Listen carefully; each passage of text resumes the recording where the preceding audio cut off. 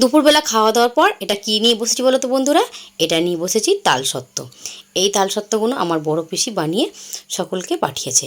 আমার বড় পিসি বানায় খুব সুন্দর, দেখো হাতের কাজ, আর একদম শুকনো খটখট করছে। এটা সামনে বছরের তালসত্ত্ব আমার মায়ের হাতে পাঠিয়েছিল সব, মানে আমাদের বোনেদের দেওয়ার জন্য।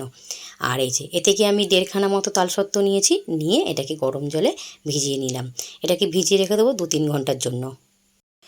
2-3 ঘন্টা পর এই যে তালসত্ত্বটাকে নিয়ে নিয়েছি। আর আমি কিভাবে তালসত্ত্ব দিয়ে তালের বড়া বানাই সেটাই আপনাদের সঙ্গে শেয়ার করব। 1 বাটি ময়দা নিলাম, 1 বাটি চালের গুঁড়ো নিলাম, আর সাথে হাফ বাটির মতো সুজি। সুজিটা ইচ্ছা হলে নেবে, না হলে ছেড়ে বাদ দিয়ে দেবে এটা। আর অল্প করে মৌরি নিয়েছি, আর নেব লবণ, স্বাদ মতো লবণ নিয়েছি। আর এতে না আমি আসল জিনিসটা দিতেই ভুলে গেছিলাম, কি বলো তো বন্ধুরা? চিনি।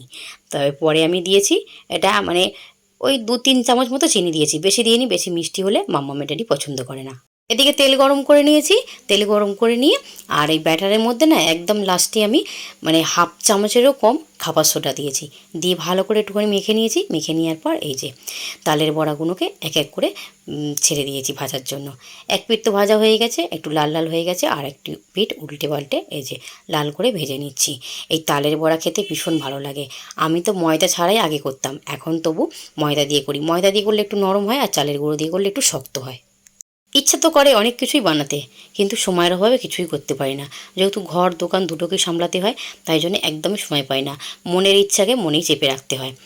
আর এই যে তালের বড়াটা আমার প্রায় ভাজা হয়ে গেছে। এক এক ব্যাস তো ভেজেই নিয়েছি, আর এক ব্যাস এই যে ভাজতে বসিয়ে দিয়েছি।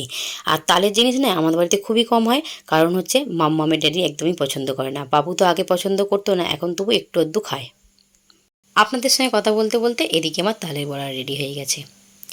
এদিকে মানে বসিরহাটের দিকে আমি এখানে এসে শুনেছি যে এটাকে তালের বড়া বলে, কিন্তু আমাদের ওদিকে তালের ফুরুলি বলে। খেতে কিন্তু দুর্দান্ত।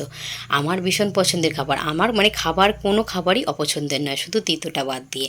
বাকি সব খাবারই আমার ভীষণ পছন্দের। আর এতটাই সফট হয়েছে, ভেতরটা একদম ফোলা ফোলা হয়েছে, জালিদার হয়েছে, আর একদম নরম স্পঞ্জি হয়েছে। এই যে একদম দাবালে দেবে যাচ্ছে, এতটাই সফট হয়েছে